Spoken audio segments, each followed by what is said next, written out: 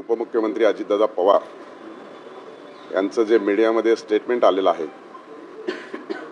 महाराष्ट्र विधानसभेच्या निवडणूक लागण्यापूर्वीच कौटुंबिक अघोषित एक करार झाला होता, किंबहुना कर्जत जामखेडच्या संदर्भामध्ये माझ्याविरोधी एक कट रचला गेला होता। त्याचा मी बळी ठरलो, त्याचा आज प्रत्यय आलेला आहे। उपमुख्यमंत्री अजितदादा पवार यांचं जे मीडियामध्ये स्टेटमेंट आलेलं आहे, महाराष्ट्र विधानसभेच्या निवडणूक लागण्यापूर्वीच कौटुंबिक अघोषित एक करार झाला होता, किंबहुना कर्जत जामखेडच्या संदर्भामध्ये माझ्याविरोधी एक कट रचला गेला होता।